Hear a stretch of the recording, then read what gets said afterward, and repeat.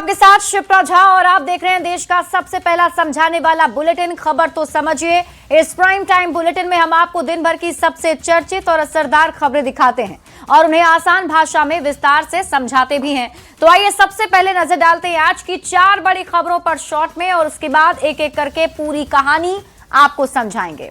आज इस बुलेटिन में सबसे पहली खबर जो हम आपको बताने वाले हैं वो होगी बिहार में हॉस्टल की गाइडलाइन को समझिए क्योंकि सरकार ने बड़ा फैसला लिया है। दूसरी खबर आपको बताएंगे संवेदना मौत मामले में पुलिस क्या कहना चाह रही है, क्योंकि आज पुलिस मीडिया के सामने आई, प्रेस कॉन्फ्रेंस किया, क्या कुछ जानकारी है वो आपको देंगे। तीसरी खबर होगी जानलेवा ऑनलाइन गेम को समझिए क्योंकि एक बार फिर से ऑनलाइन गेम ने जान ले ली है। चौथी खबर आपको बताएंगे संसद के मकर द्वार पर गद्दार वर्सेस देश का दुश्मन। लेकिन आज बुलेटिन की शुरुआत एक बड़ी खबर के साथ करेंगे क्योंकि ये हमारी खबर का बड़ा असर है। तो बड़ी खबर ये है कि महिलाओं की सुरक्षा के लिए बड़ा निर्देश जारी किया गया। गृह मंत्री सम्राट चौधरी ने यह निर्देश जारी किया है। गर्ल्स हॉस्टल के लिए यह गाइडलाइन जारी किया गया। अपराध अनुसंधान विभाग एवं कमजोर वर्ग ने यह आदेश जारी किया है। सभी जिले के एसपी को आदेश जारी किया गया। हॉस्टल की सुरक्षा को लेकर गाइडलाइन जारी किया गया है। दरअसल न्यूज 18 ने लगातार इस पर सवाल उठाए थे।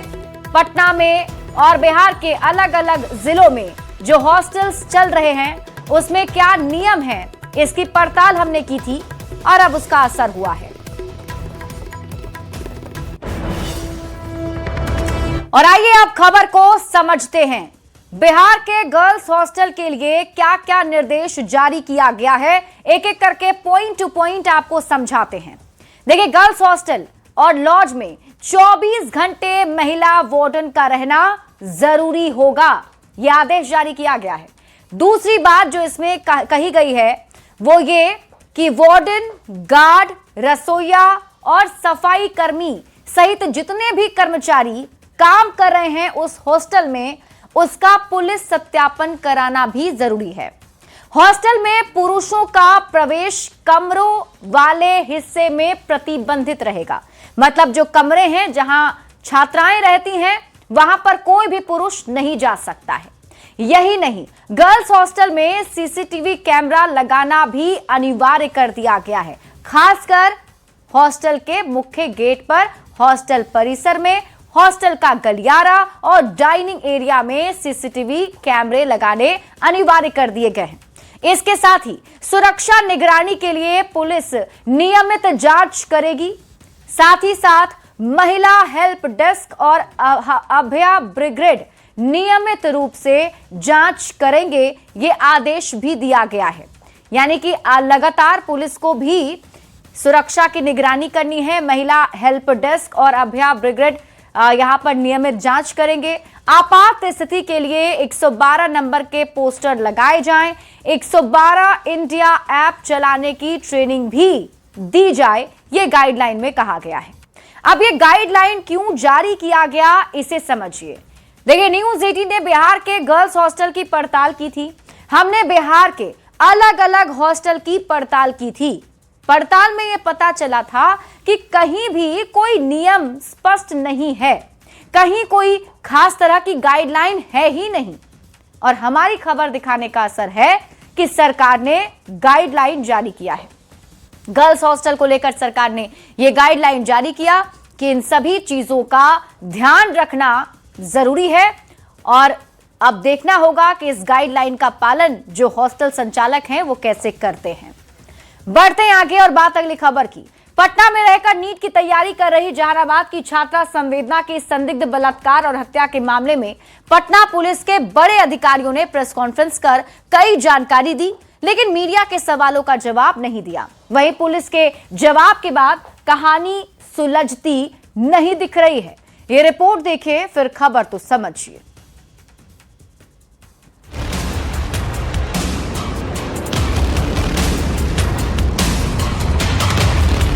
जहानाबाद की बेटी संवेदना की मौत के 24वें दिन पटना पुलिस एक बार फिर मीडिया के सामने आई।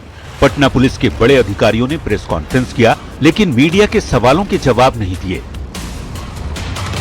प्रेस कॉन्फ्रेंस में पटना के एसएसपी कार्तिकेय शर्मा ने अब तक की जांच की स्थिति बताई और ये माना कि शुरुआती जांच में पटना पुलिस के अफसरों से गलती हुई।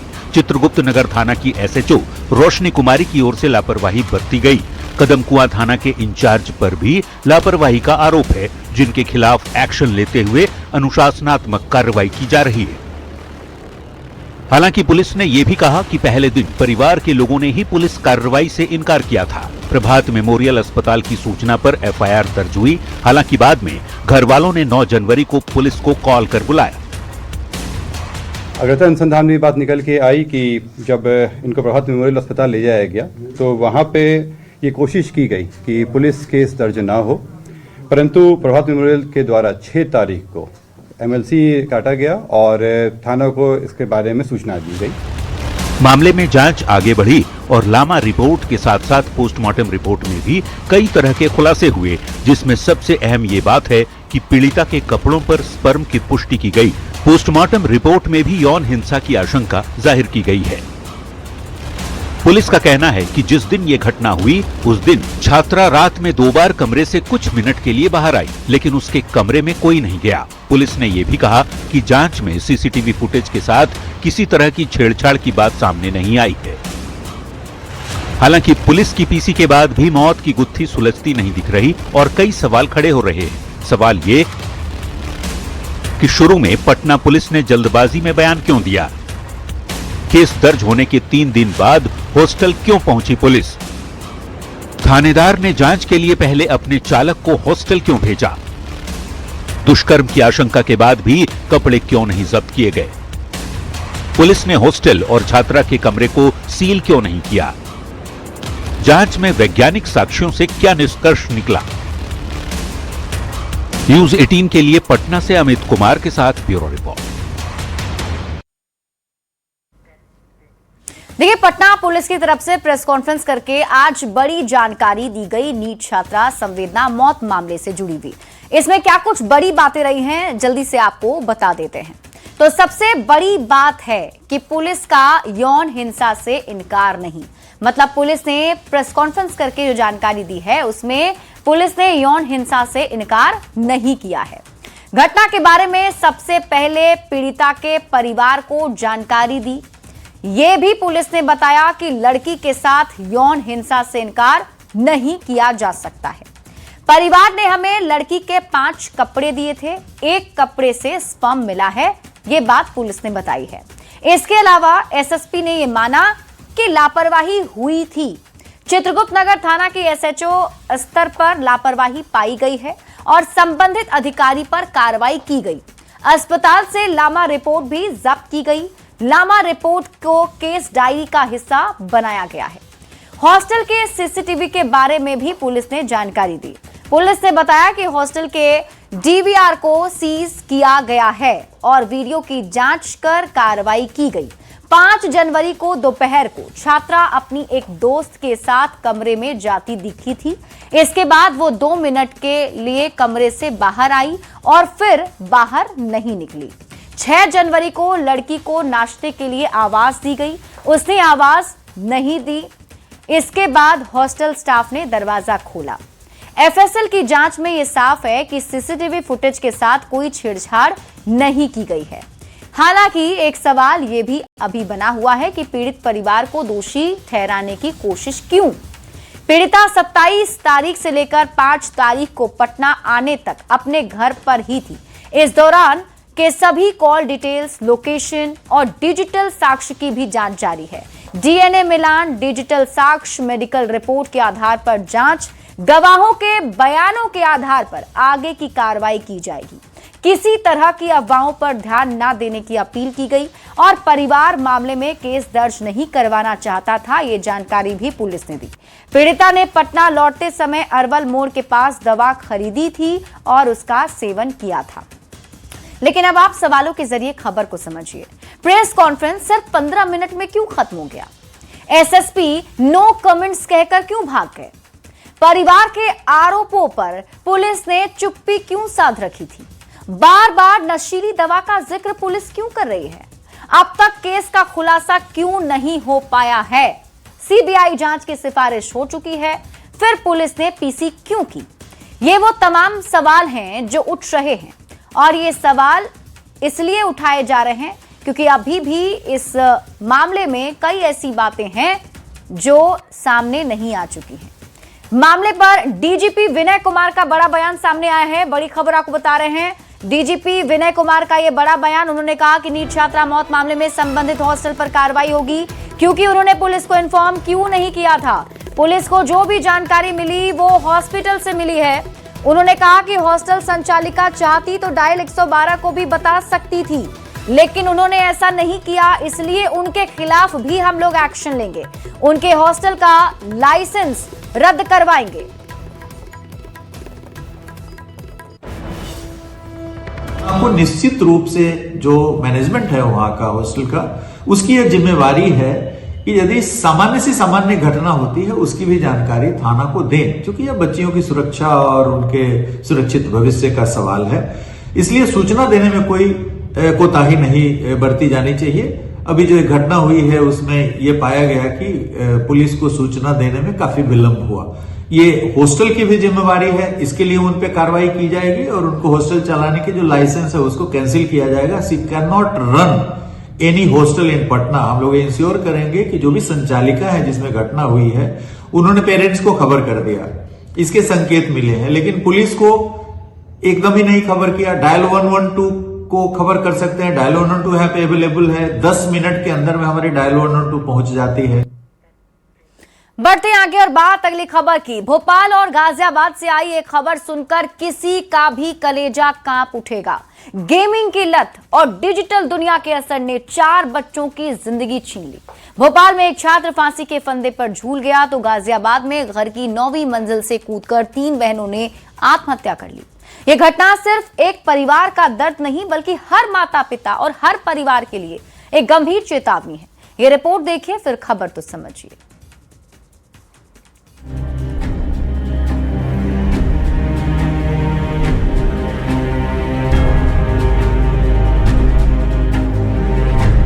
मध्य प्रदेश की राजधानी भोपाल और उत्तर प्रदेश के गाजियाबाद से आई खबरें सीधे कलेजे पर वार करती हैं। एक ओर भोपाल में ऑनलाइन गेम ने मासूम की जिंदगी को छीन लिया। महज 14 साल के छात्र अंश ने खुदकुशी कर ली, तो यूपी के गाजियाबाद में 3 मासूम बहनों ने घर की 9वीं मंजिल से कूदकर जान दे दी। 3 जिंदगियां एक साथ खत्म और पीछे रह गया एक ऐसा सन्नाटा जो हर परिवार को झकझोरने के लिए काफी है।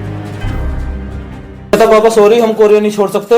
कोरिया हमारी जिंदगी है, कोरिया हमारी जान है और आप हमें नहीं छोड़ा सकते। आई एम सॉरी, हम जान दे रहे हैं। सर बहुत बुरा हुआ है, ऐसे किसी के बच्चे के साथ ना हो। मैं कहूँगा सब बच्चे अपने गेम खेलना छोड़े, सब कोई भी माँ बाप अपने बच्चों को गेम ना खेलने दे बस। दूसरा, अगर ये पता होती है कि क्या टास्क दे रहे हैं, मैं वो गेम नहीं खेलने देता जी उन्हें। जानकारी के मुताबिक तीनों बच्चियां कोरियन कल्चर गेम से प्रभावित थीं। तीनों बहनें गेमिंग की लत में इस कदर डूबी हुई थीं कि असल दुनिया से उनका रिश्ता टूट चुका था। न स्कूल, न दोस्त और न बाहर की कोई दुनिया, सिर्फ एक बंद कमरा, एक मोबाइल स्क्रीन और वो गेम जो धीरे धीरे जिंदगी से बड़ा होता चला गया। इतना क्लियर हो रहा है कि ये जो तीनों लड़कियां थी ये कोरियन कल्चर से इन्फ्लुएंस थी और उसी के बारे में ये सारा लेटर लिखा, नोट लिखा हुआ था उन्होंने और उसी के चलते उन्होंने ये सुसाइड किया हुआ है। गेम में तो फिर भी रिवाइंड और रीस्टार्ट का ऑप्शन होता है, लेकिन जिंदगी में कोई रिवाइंड बटन नहीं होती। गेमिंग की लत जब जानलेवा चाहत बन जाती है तो भोपाल और गाजियाबाद जैसी घटनाएं गंभीर सवाल बनकर सामने खड़ी हो जाती है। ये खबर सिर्फ भोपाल और गाजियाबाद की नहीं है, ये हर उस घर के लिए चेतावनी है जहां मोबाइल ने माता पिता की जगह ले ली है। Bureau report, news 18। अब जानलेवा साबित होते इस ऑनलाइन गेम की पूरी कहानी हम आपको बताते हैं, क्योंकि ये दुखद खबर तो है ही, साथ ही साथ चेताने वाली खबर भी है। अब आप इसकी पूरी कहानी समझिए। गाजियाबाद में 3 सगी बहनों ने सुसाइड कर लिया। बताया जाता है कि तीनों बहनें 9वीं मंजिल से कूदकर आत्महत्या कर ली, बालकनी से कूदकर अपनी जान दे दी। सुसाइड करने वाली तीनों बहनें नाबालिग थीं। इनके नाम की अगर हम बात करें तो एक का नाम निशिका था, प्राची और पाखी। इनकी उम्र 16 साल, 14 साल और 12 साल बताई जा रही है। तीनों बहनों ने सुसाइड क्यों किया, अब आप ये समझिए। तो ऑनलाइन गेम की लत इन तीनों को लग गई थी। परिवार ने गेम खेलने से मना किया था, तो इसी वजह से छत से कूदकर तीनों ने जान दे दी। कौन सा गेम खेलती थी ये तीनों बहनें? तो कोरियन लवर गेम की आदी हो चुकी थी ये तीनों बच्चियों ने नोट में क्या लिखा, अब आप ये जान लीजिए। नोट में उन्होंने लिखा, सॉरी मम्मी पापा, गेम नहीं छोड़ पाएंगे, और ये लिखकर अपनी जान दे दी। कोरियन लवर गेम को आप समझिए। इंटरनेट पर चलने वाला ऑनलाइन चैट सिस्टम है। इसमें सामने वाला खुद को कोरियन बताकर बात शुरू करता है। यह गेम सोशल मीडिया और मैसेजिंग एप्स के जरिए लोगों के बीच फैलता है। क्या होता है कोरियन लवर जैसे ऑनलाइन गेम में, अब आप ये समझिए। तो इसमें बच्चों को टास्क दिया जाता है। शुरू में सामने वाला दोस्ती और प्यार की बातें करता है। शुरू में आसान टास्क दिए जाते हैं और धीरे धीरे बच्चे इसके आदी होते चले जाते हैं। फिर बच्चों को खतरनाक टास्क दिया जाता है। बच्चों पर मानसिक दबाव बनने लगता है। कई मामलों में बात ना मानने पर डराया जाता है और दबाव की वजह से खेलने वाला व्यक्ति तनाव में आ जाता है। दबाव में आया व्यक्ति आत्महत्या तक कर लेता है। कैसे कैसे खतरनाक टास्क दिए जाते हैं, अब आप ये समझिए। तो इसमें से ऐसा कहा जाता है कि हाथ की नस काट लीजिए। इनफैक्ट ये टास्क दिया जाता है कि छत से कूद जाएं। भारत में पहले भी ऑनलाइन गेम के चक्कर में कई जान जा चुकी है। उस आंकड़ों पर अगर हम ध्यान दें तो 2017 के आसपास ब्लू व्हेल गेम से कई बच्चों की जान चली गई थी। ब्लू व्हेल चैलेंज गेम को सुसाइड गेम भी कहा जाता है। ब्लू व्हेल को भारत सरकार ने 2017 में बैन कर दिया था। अब आप खबर तो समझिए। बच्चा में फोमो यानी फियर ऑफ मिसिंग आउट का भारी दबाव है। दोस्तों का ग्रुप कोरियन गेम खेल रहा है तो हम कहीं पीछे ना छूट जाएं। यही पीयर प्रेशर उन्हें मौत के मुंह में धकेल रहा है। माता पिता को डिजिटल पेरेंटिंग सीखने की जरूरत है। बच्चों को मोबाइल देकर जिम्मेदारी से मुक्त आप नहीं हो सकते हैं, क्योंकि आजकल बहुत आसानी से बच्चे को मोबाइल दे दिया जाता है और पेरेंट फ्री हो जाते हैं। भारत में मोबाइल के इस्तेमाल पर आंकड़े क्या कहते हैं, अब आप ये जान लीजिए। तो इस्तेमाल के आंकड़े ऐसे हैं कि 6 से 8 घंटे तक बच्चे इसका इस्तेमाल करते हैं हर रोज, और 12 से 18 साल के बच्चे की उम्र है। मतलब ये इस उम्र के बच्चे औसतन 6 से 8 घंटे तक मोबाइल यूज करते हैं। अब आप खबर तो समझिए। बच्चों को मोबाइल से दूर रखने के लिए क्या करें? तो बिना जरूरत के बच्चों को फोन दे ही नहीं। बच्चों के सामने फोन का यूज आप भी कम करें। फोन में हमेशा पासवर्ड लगा कर रखें।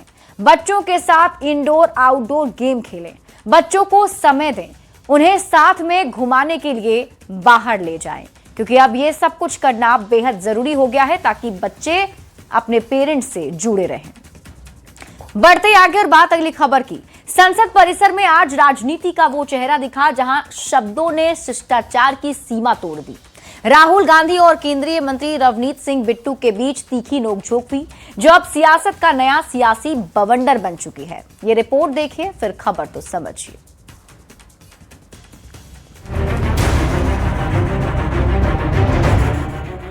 ये तस्वीर संसद परिसर की है, मकर द्वार की। वही जगह जहां देश की राजनीति के लिए मर्यादा तय होती है, जहां शब्द तौले जाते हैं और आचरण मिसाल बन जाता है। लेकिन आज इसी परिसर में जो कुछ हुआ उसने संसद और सड़क के फर्क को धुंधला कर दिया। तंज भरी मुस्कान के साथ इस सियासी टकराव की शुरुआत हुई। राहुल गांधी निलंबित सांसदों के साथ प्रदर्शन कर रहे थे, तभी पास से गुजरते दिखे केंद्रीय मंत्री रवनीत सिंह बिट्टू। आरोप है कि बिट्टू ने व्यंग्य करते हुए कहा कि ये कारगिल की जंग जीत कर आए हैं। माहौल यहीं से बिगड़ गया। राहुल गांधी 2 कदम आगे बढ़े और बिट्टू को सीधे गद्दार कह दिया। बात संभालने के लिए हाथ बढ़ाया गया, लेकिन हाथ नहीं मिले। जवाब में बिट्टू ने पलटकर कहा, देश के दुश्मन। कुछ सेकंड की ये बातचीत राजनीति की लंबी कहानी बन गई।